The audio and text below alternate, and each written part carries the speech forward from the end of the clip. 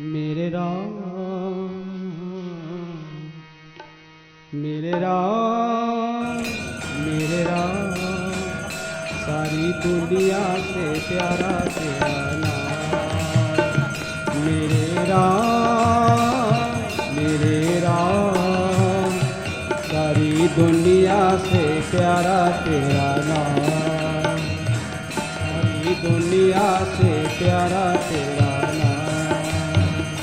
सारे जग से ही न्यारा तेरा धाम। सारे जग से ही न्यारा तेरा धाम। मेरे राम, मेरे राम, सारी दुनिया से प्यारा तेरा नाम। सारी दुनिया से प्यारा तेरा नाम।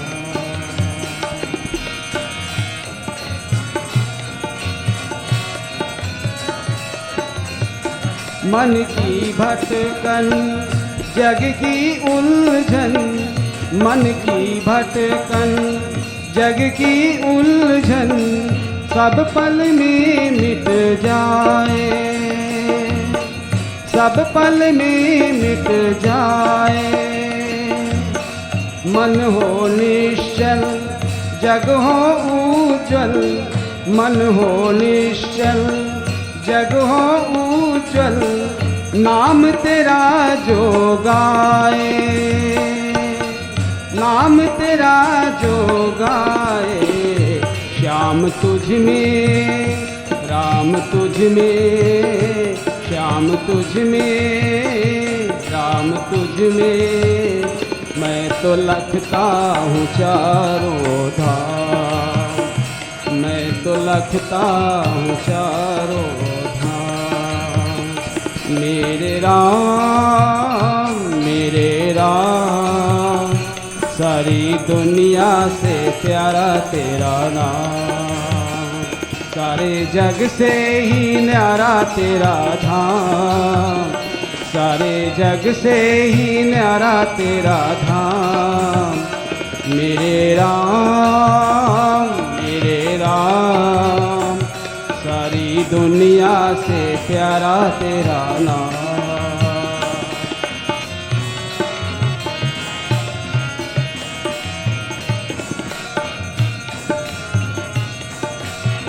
तेरे नाम को निश दिन गाकर, तेरे नाम को निश दिन गाकर, अमर हो गई मीरा, अमर हो गई मीरा। नाम की जादू लागी तुलसी, नाम की जादू लागी तुलसी, नैन बहाए नीरा। प्रभु नैन बहाए नीरा। श्याम मुझको, राम मुझको, श्याम तुमको, श्याम मुझको, राम मुझको, अब कर दो प्रभु निष्काम।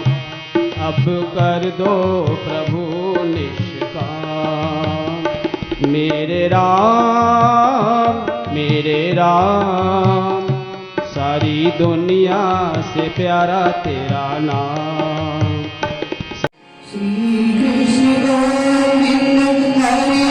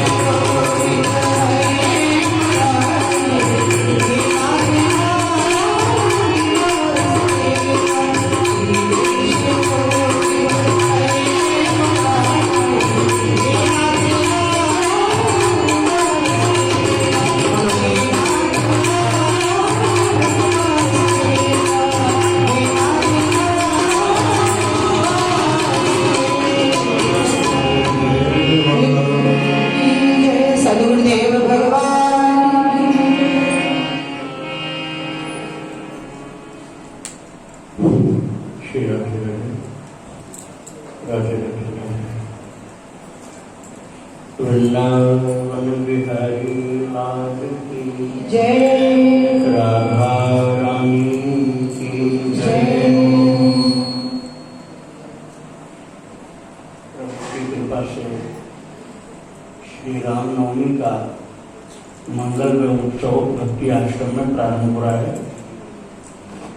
अभी सत्संग का क्रम जो चालू होने जा रहा है, इसके पहले आप लोगों ने श्री रामचरितमानस का अखंड पाठ श्रवण किया था और उसमें भगवान राम जी के मंगलमय जीवन चरित्र का विवरण गा गा करके भक्तों ने सुनाया, आप लोगों ने श्रवण किया। फिर भजन गाए गए, सत्संग का कार्यक्रम प्रारंभ हो इसके पहले एक नाम संकीर्तन वाला भजन कोई गाएगा, तो जिसमें नाम संकीर्तन भी हो भजन भी हो। इसके बाद फिर हम प्रारंभ करेंगे सत्संग का कार्यक्रम। कौन सा गाएगा?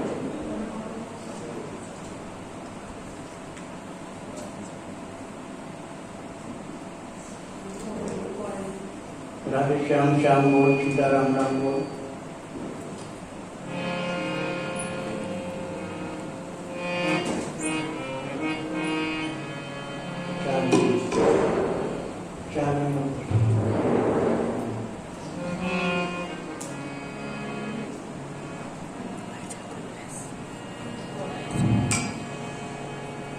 सीताराम राम बोल, राधे श्याम श्याम बोल, सीता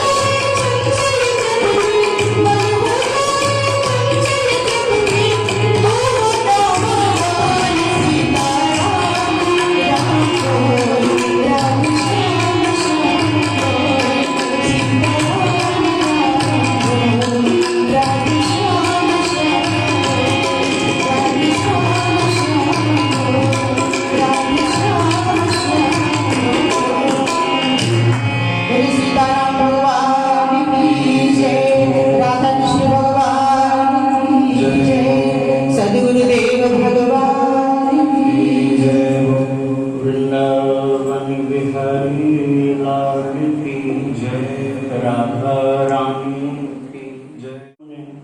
सीताराम राम बोल, राधे श्याम श्याम बोल श्रवण किया। जो कलयुग में मुख्य रूप से भगवान नाम साधना बतलाई गई। हरे नाम नामैव केवलम कलौ नास्तेव गतिरन्यथा। इसके अलावा कोई गति नहीं है, ऐसे चैतन्य महाप्रभु कहते हैं।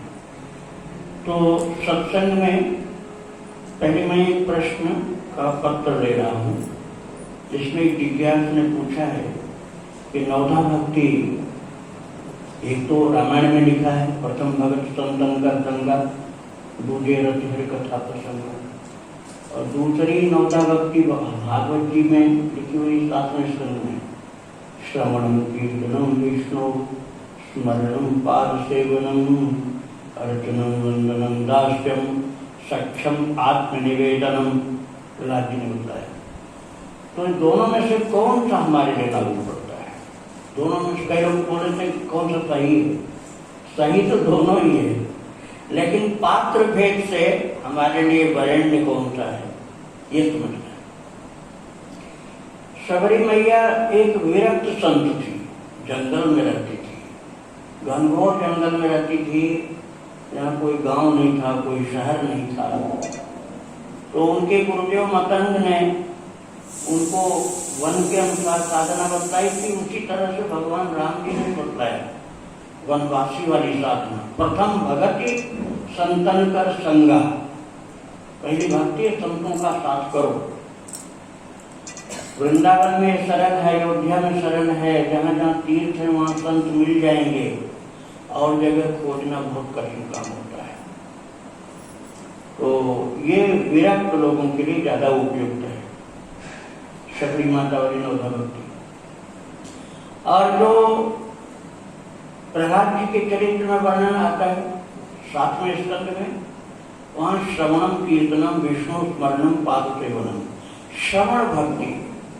इसलिए भक्ति आश्रम चैनल को श्रवण मंगलम ऐसा लिखा, सुनने से ही कल्याण हो जाए। सुनने के लिए आवश्यक नहीं कि आप सुखदेव जी के ही पास जाएं। आपके घर में भी जो कोई कथा पढ़ करके सुनाएगा तो कल्याण होगा सुनने वाले का। तो लागू दोनों होती है, पात्र भेद से दोनों सही हैं। विरक्त लोगों के लिए शबरी मैया वाली राम भक्ति जो नवधा भक्ति, और सामान्य सभी गृहस्थों के लिए और संतों के लिए भी लागू होती है प्रहलाद जी वाली भक्ति। प्रहलाद जी भी भक्ति के महान उच्च कोटि के शिखर पर विराजमान है। भगत शिरोमणि भे प्रहलाद, भक्त शिरोमणि हो गए प्रहलाद। और माताओं में शबरी का स्थान भी बहुत ऊंचा है। उस जमाने में जो निंदनीय जाति मानी जाती थी उसमें जन्म हुआ, लेकिन राम भक्ति ने इतनी ऊंची उसको बना दिया कि बड़े बड़े ऋषि लोग भी बाद में भागे हुए आए कि जब हमारे प्रभु मैया की सेवा से प्रसन्न हो रहे हैं तो क्या हम प्रभु से भी बड़े हैं क्या, जो माता से हम दूर रहे। भगवान राम जी स्पर्श अस्पर्श का विचार नहीं कर रहे, और हम इतने बड़े अपने को मान रहे हैं कि हम उसका विवेक अपने को बता करके हम दम्भी बन रहे हैं। ये दम्भ है। भक्ति माता के द्वारा सभी पवित्र हो जाते हैं। भक्ति माता का वरद हस्त जिसको प्राप्त हो गया, वो दुनिया में निकृष्टतम प्राणी क्यों न हो, वो सर्वोपरि पूज्य हो जाता है। इसलिए आप कभी उपेक्षा मत करना। भक्त और संत की जाति पूछना ही अपराध है। आप इस बात को अन्यथा मत कीजिए, ये आपके मन में ये है तो हटा दीजिए। भक्त और संत की सामाजिक जो दायरे में जाति बताई जाती है उसको आप इग्नोर कर दो, उसको उसके बारे में कभी सोचो नहीं, नहीं तो आप पीछे रह जाओगे। क्योंकि भक्ति माता ने उस जीव को पवित्र कर दिया, जिसके ऊपर कृपा की। तो नवदा भक्ति की बात मैंने बता दिया। अब आगे इनका प्रश्न है कि दीक्षा प्राप्त व्यक्ति मंत्र जपता है और दीक्षा विहीन तो क्या करेगा? तो दीक्षा विहीन वाले को नाम जप करने की पूरी छूट है। जो नाम आपको पसंद है, प्रिय है, आपके इष्ट देव के अनुसार वो आप करिए। एक प्रश्न और इनका है कि भागवत प्राप्ति का मार्ग एक है या अनेक? अब मैं व्यवहारिक उदाहरण देने जा रहा हूं। दिल्ली सबसे ज्यादा निकट का बड़ा शहर है। यहाँ से दिल्ली जाने का एक मार्ग है कि कई मार्ग? कई मार्ग है। एक तो कोसी पलवल होकर जाएगा पुराना हाईवे, एक यमुना एक्सप्रेस हाईवे, और एक अब चलने लग गया है हेलीकॉप्टर। उसमें बैठ जाओ, यही वृंदावन में बैठ जाओ, दिल्ली उतर जाओ, और कितने मिनट लगता है तो हम नहीं जानते, घंटा नहीं लगेगा, मिनट ही लगेगी। और किसी को ये सब नहीं करना है, यमुना जी के किनारे किनारे भी पैदल चलना है, यमुना जी किनारे किनारे ही हम तो जाएंगे दिल्ली। कभी जब हाईवे नहीं होते थे तो यही रास्ता होता था। केवल साधुओं की बात नहीं है, बड़े बड़े धनवान व्यापारी भी यमुना जी के सहारे राजा तक नाव बड़ी बड़ी होती थी उससे आते थे। लेकिन अब प्रभु की कृपा है कि उन्होंने ये ऐसे आविष्कार कर दिए हैं कि अब बहुत जल्दी पहुंच सकते हो। तो महाराज ये आविष्कार केवल आवागमन का ही नहीं हुआ है। अरे जो कथा, जो सत्संग सतयुग में मिलता था, हजारों साल व्यतीत करने के बाद कौन खोज पाता था अगस्त ऋषि को? अगस्त ऋषि को खोजना, कुंभज ऋषि को और काकभुषुंडी को खोजना, सुखदेव जी को चलो बाद में आएंगे, लेकिन उस समय याज्ञवल्क्य को खोजना कोई सरल बात थी क्या? और आज प्रभु ने इतनी कृपा की है टेक्नोलॉजी के माध्यम से कि आप चाहो तो बड़े आराम से बिना टिकट नरक में पहुंच जाओ,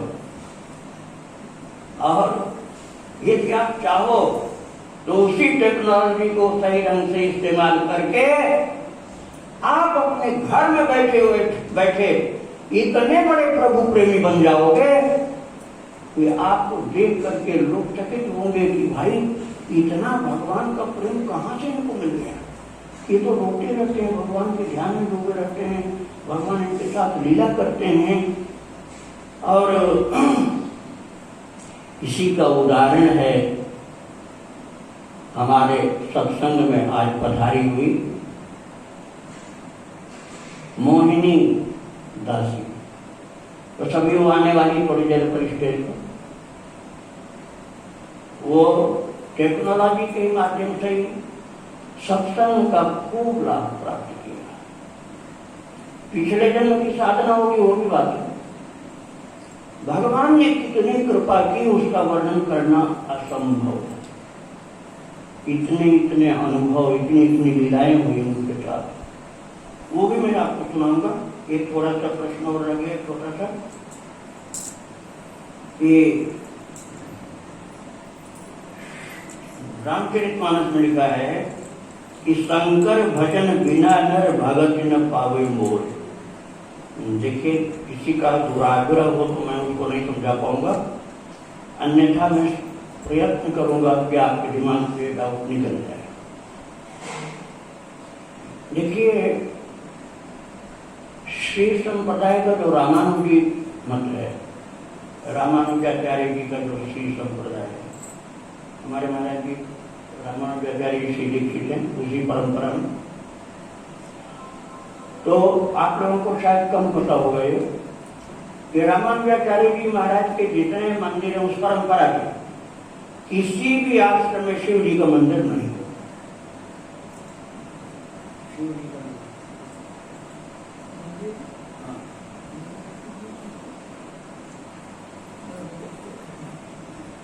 अब देखिए, महाराज बता रहे हैं कि गुरु जी के पास नर्मदेश्वर जी हैं। वैसे ये तो मैं बता रहा हूँ व्यावहारिक रूप से कहीं देखने को नहीं मिलता, लेकिन उनको शिव जी से प्रेम है तो उन्होंने अपना रखा है। तो शिव जी के मंदिर नहीं वो लोग आचार्य लोग बनवाते हैं अपने आश्रम में, लेकिन फिर भी उनकी भक्ति में कोई कमी नहीं है। मैं शिव जी की भक्ति का विरोध नहीं कर रहा हूं दोस्तों, मेरे कहने का अर्थ दूसरा है। शंकर भजन बिना नर भगति में पावे हो। अब आप वृंदावन में आ जाइए, वृंदावन में राधा वल्लभी संप्रदाय में शंकर जी की भक्ति बताते हैं क्या? राधा वल्लभी संप्रदाय है जहाँ सहचरी उपासना बताई जाती है। सहचरी उपासना उसमें शिव जी की भक्ति तो नहीं बताती, लेकिन शिव जी की भक्ति नहीं होती। जो राधा वल्लभी संप्रदाय है जिसमें इस प्रेमानंद जी है, उसमें कहीं भी शिव जी की भक्ति की बात नहीं की जाती है। तो क्या उन लोगों का उद्धार नहीं होगा? उद्धार होगा, क्योंकि राधा कृष्ण के भक्त हैं। तो फिर इसका क्या तात्पर्य है कि शंकर भजन बिना नर भगति न पावे? और राम जी कह रहे हैं, इसका अर्थ समझिए। रामचरितमानस में कहा गया है पार्वती और शिव जी के विषय में, भवानी शंकर वंदे श्रद्धा विश्वास रूपिणौ। भवानी श्रद्धा की स्वरूपा है और राम जी शिव जी विश्वास के स्वरूप। अर्थात आप विश्वास मतलब शिव जी विश्वास। विश्वास का मतलब जहां 0.00001% भी डाउट नहीं है, वो विश्वास। डाउट कितना नहीं है? 0.0000001। इतना परसेंट भी यदि आपके मन में डाउट नहीं है तो विश्वास है आपका। और कहते हो हमको विश्वास बहुत है, 1% कभी अविश्वास आ जाता है तो विश्वास नहीं है, पूरा विश्वास होना चाहिए। तो शिव जी की भक्ति हो गई। व्यावहारिक रूप से आप ये भी मान सकते हैं कि शंकर जी महाराज कितनी विषम परिस्थिति में भी रहकर तुम पुण्य राम राम दिन राति सागर जपो अनंग राति। एक तरफ बैल खड़ा, दूसरी तरफ शेर खड़ा। एक तरफ शंकर जी का बैल खड़ा और दूसरी तरफ पार्वती मैया का शेर खड़ा। एक तरफ चूहा खड़ा, दूसरी तरफ मोर खड़ा। चूहा गणेश जी का और दूसरी तरफ कार्तिकेय जी का मोर। और ये सब खड़े हैं, फिर भी शांति से भजन हो रहा है। विषम परिस्थितियों में भी आवश्यकता पड़ने पर, राम भक्ति का विरोध होने पर अपनी पत्नी को भी त्याग दिया था शिव जी। बिनु अग तजी सती स्नान। तुलसीदास जी ने यहां तक कह दिया उसका कोई दोष ही नहीं। बिनु अग, बिनु अग मतलब कोई दोष नहीं। बिनु अग तजी सती स्नारी। सती जैसी नारी को बिना अग के त्याग दिया। क्यों? क्योंकि राम भक्ति में बाधा थी। इसलिए तजिए ताई कोटि बैरी सम यद्यपि परम सदैव। वो शिव जी की भक्ति हो गई। शिव जी की भक्ति अर्थात शिव जी की रीति वाली भक्ति। अनुकूल संकल्प प्रातिकूल से वर्जनम। उसी बात को नारद जी ने इस प्रकार से कहा। नारद पंचरात्र में, नारद पांचरात्र में कहते हैं अनुकूल संकल्प प्रातिकूल से वर्जनम। जहां अनुकूलता प्रभु की भक्ति में मिलती है वो तुम्हारा अपना है, और जहां प्रभु की भक्ति में प्रतिकूलता मिलती है वो कितना ही सगा संबंधी हो तुम्हारा अपना नहीं है। प्रातिकूल से वर्जनम। प्रतिकूल जो है भगवत भक्ति के विमुख तुम्हें कर रहा है, उसका वर्जन कर दो, उसको इग्नोर कर दो। ये शिव जी की शंकर भक्ति के नाम है भगत न पावे। ये हो गया प्रश्नों का उत्तर संक्षेप में। अब आगे मैं आपको बता रहा हूं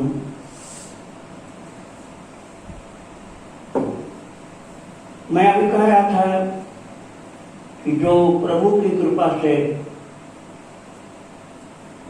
कलियुग दोषों का पिटारा होते हुए भी एक बड़ा भारी गुण है। कलेर दोष निधे राजन हस्त एको महान गुण। सुखदेव जी ने कहा परीक्षित से, कलेर दोष निधे राजन, हे राजन कलियुग दोषों का खजाना है, लेकिन बहुत बड़ा गुण है कि प्रभु के नाम लीला रूप गुण चिंतन में लग जाओ तो जो सतयुग में नहीं मिला वो आज कलयुग में मिलेगा। भक्तमाल में तो कह देते हैं कली विशेष कृपा करी, कलियुग में विशेष कृपा किया। और मैं वही बताने जा रहा हूं। मैं पहले सोचता था कि नारद जी अपने शिष्यों की पढ़ाई इतनी क्यों करते हैं। नारद जी गुरु जी की बहुत पढ़ाई करते हैं और प्रहलाद जी की बड़ाई बहुत करते हैं, अन्य लोकों में जाकर, स्वर्ग में जाकर। नारद जी महाराज अपने शिष्यों की बड़ाई करते हैं। आज मेरे सम्मुख वही कुछ परिस्थिति आ गई कि मुझे शिष्य के संबंध से तो नहीं, लेकिन भक्ति के संबंध से प्रशंसा करना पड़ रहा है, और नहीं करूंगा तो वो दोष हो जाएगा। प्रत्यक्ष सत्संग का अभाव होने पर भी मॉडर्न टेक्नोलॉजी के माध्यम से सत्संग का परिपूर्ण लाभ उठाने वाली मोनी दासी उस स्थिति में पहुंच गई जहां सामान्यतया साधक नहीं पहुंच सकता। जो पंखा आवाज कर रहे हो उसको बंद कर दो। अब मैं परिचय के रूप में बता रहा हूँ थोड़ा। आप लोग जानते हैं 4 वीडियो उन पर यूट्यूब में जा चुके हैं, 5वां भी जा चुका दीक्षा वाला, इसलिए बहुत कुछ पता आप लोगों को। गुजरात में बड़ौदा में वो रहती है और भगवान ने कितनी कृपाएं की हैं, कितनी लीलाएं की हैं, वो असीमित हैं।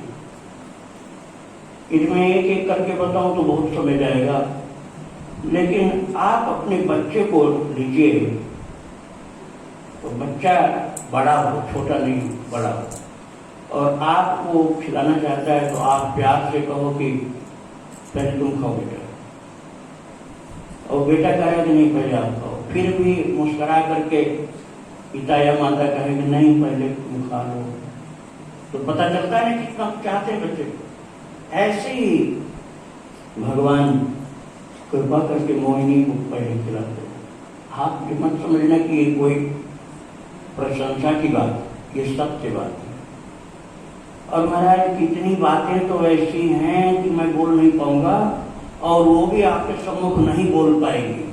इसका कारण ये कि प्रिया प्रियतम भाव है, तो प्रियतम के और प्रिया के बीच में जो लीलाएं होती हैं, अब आप दूल्हा दुल्हन के बेडरूम वाली बात समझिए। अब उसको कौन बताए, उसको न दुल्हन शेयर करेगी न दूल्हा शेयर करेगा, इसलिए बताना असंभव है। बहुत निकट आप जाएंगे तो ऐसे शब्द बोल देगी वो कि आप सुन के लजा जाओगे। मेरे साथ कुछ ऐसा हुआ, फिर मैंने आगे पूछा ही नहीं, कुछ पूछने की हिम्मत ही नहीं रहती मेरे से। तो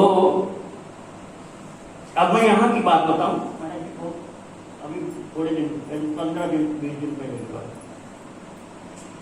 मोहिनी ने वहां से ध्यान किया बड़ौदा में, जहाँ रहती गुजरात में, भक्ति आश्रम का ध्यान किया।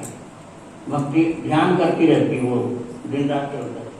तो भक्ति आश्रम का ध्यान करने लगी तो वो सदा कृष्ण का ध्यान करती है, लेकिन जब भक्ति आश्रम का ध्यान किया भी 15-20 दिन पहले की बात है, तो उसको भक्ति आश्रम के ऊपर चलते हुए राम जी दिख रहे।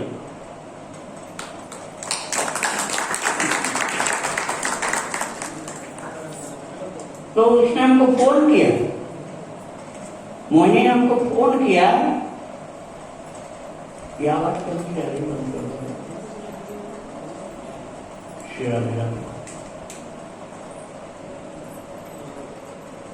बैठिए। उसने फोन किया मोहिनी ने कि हम तो सदा कृष्ण का ध्यान करते हैं, राम का ध्यान ही नहीं करते। उसने बताया कि हम राम का ध्यान नहीं करते, हम कृष्ण का ही ध्यान करते हैं। और आज मैं भक्ति आश्रम का ध्यान कर रही हूं तो मुझे वहां राम जी चलते दिखलाई पड़ रहे हैं।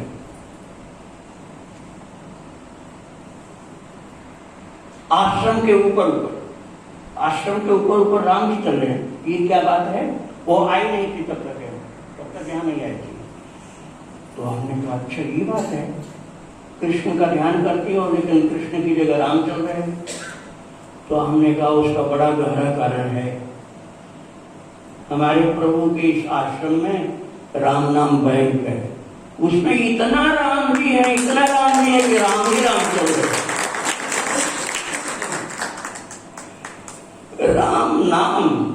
राम और राम नाम में अंतर नहीं है।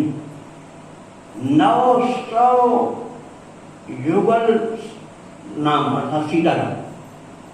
यदि आप सिंगल राम नाम कैलकुलेट करेंगे तो 1800 करोड़ राम नाम बैंक में लगेगा। इसीलिए उस प्रभु की प्रिया को, उस प्रिया प्रियतम की साधना में सिद्ध मोहिनी दासी को, जो कभी यहाँ आई नहीं थी, बड़ौदा से उसने भक्ति आश्रम का ध्यान किया तो उसको कृष्ण नहीं दिखलाई पड़े, राम जी चलते दिखलाई पड़े। ये बात 15-20 दिन पहले की मैं बता रहा हूँ, तब तक वो नहीं आई थी। और अब मैं आपको बता रहा हूँ परसों की बात। वो भक्ति आश्रम में, तो रात की बात है, रात की बात। वो कदम के नीचे बैठी हुई ध्यान कर रही थी और मुझसे बोला कि आरती में मैं आऊंगी। अभी उसने कहा कि मैं अभी नहीं आ रही हूँ, आरती में आऊंगी। लेकिन आरती में आई नहीं। आरती के बाद मंदिर बंद हो गया, तब भी नहीं आई। तो मैं देखा वहीं बैठी। तो हमने कहा तुम आरती में क्यों नहीं आई, क्या बात हुई? बोली मैं भगवान को दूध पिला रही थी, दूध का भोग लगा रही थी। तो मैं भगवान को दूध का भोग लगा रही थी, उसी समय भगवान रोने लगे, कृष्ण रोने लगे, कृष्ण के आंख से आंसू गिरने लगे। तो इसने पूछा मोहिनी ने कि आपके आंख से आंसू क्यों गिरने लगी, आप तो दूध पी रहे थे, आंसू क्यों गिरने लगी? तो बोले तुमने सुना नहीं, गोपी गीत का पाठ हो रहा है।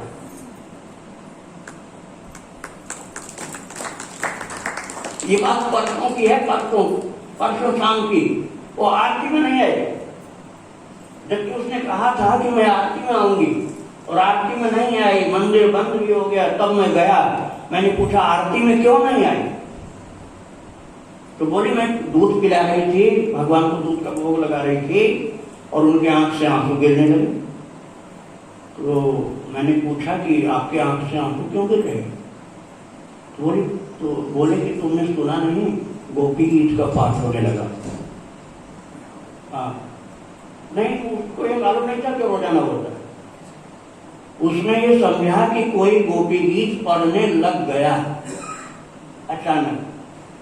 तो मैंने बतलाया कि यहाँ रोजाना होता है इसी टाइम गोपी गीत पाठ। बोले हमको तो पता था नहीं। वो कह रहे हैं कि कोई गोपी गीत पढ़ रहा है और गोपियों का प्रेम मेरे हृदय में दौड़ने लगा, तो मेरे आंख से आंसू गिरने लगे प्रेम के कारण। ये उसको गोपी गीत के समय कृष्ण की आंखों से आंसू गिरते हुए दिखलाई पड़े, जबकि दूध का भोग लगा रही थी। ये परसों शाम की बातें है। अब आप समझिए ध्यान कितना सिद्ध हो चुका है कि बड़ौदा से उनको राम जी दिखलाई पड़ गए यहाँ आश्रम के ऊपर चलते हुए, और परसों शाम को गोपी गीत उनको पता नहीं था कि रोजाना होता है। तो कन्हैया की आंखों से गोपी प्रेम के आंसू निकलने लगे, दूध पीना रुक गया था, इसलिए वो आरती में नहीं आ गए। और भक्तों कई लोग ये सोचते हैं कि अनुभव की बात बतानी नहीं चाहिए। कुछ बात ये सत्य है, पूरा सत्य नहीं। अच्छा, ये कोई भी अनुभव की बात आज तक न बताते, तो हम लोग आदमी होते कि जानवर हो जाते? बताओ, जानवर हो जाते। यदि आज तक कोई भी अपने अनुभव की बात न बताता तो मनुष्य बन ही नहीं पाते, भक्त तो क्या बनते। इसीलिए बार बार महापुरुषों को कहना पड़ा है कि मेरे अनुभव की बात सुनो। निज अनुभव मन कहूं खगेता। काकुटुंडी जी कह रहे हैं करुण जी को कि निज अनुभव में कहूं खगेता। हे करुण, मेरे अनुभव की बात सुनो। और शिव जी पार्वती को कहते हैं सत्य हरि जगत अपना, उमा कहूं मैं अनुभव अपना। शास्त्र की बात तो सुनाते हैं और शिव जी ये भी करते हैं, उमा कहूं मैं अनुभव अपना। मेरा अनुभव सुन लो, शास्त्र सुनो ठीक, लेकिन मेरा अनुभव सुनो। तो ये कृपालु होते हैं। महाराज आप सत्य मानना, मुझे से मैंने बहुत एक बार जानना चाहा कि तुम कुछ प्रिया प्रीतम की बात मुझे बताओ। तो वो मुस्कुरा के चेहरा नीचे कर लिया, बोले आपको बताने लायक नहीं। अब आप कहोगे कि गुरु से नहीं बताना कोई उपयुक्त है, लेकिन महाराज ने कहा कि आपसे बताने लायक नहीं। और भी कुछ कहा था, वो मैं नहीं बताना चाहता। और भी कुछ कहा था, लेकिन मैं आपको नहीं बताना चाहता। तो ये अनुभव की बात कितना बतानी है कितना नहीं बतानी है, वो स्वयं जानता है। वो आदमी को भक्त शोषण, उसको पता रहता है कि कितना बताना है कितना नहीं बताना है। और मैं कितना ही पूछूं, वो प्रिया प्रीतम वाला सिद्ध भक्त नहीं बताएगा जितना उसको नहीं बताना।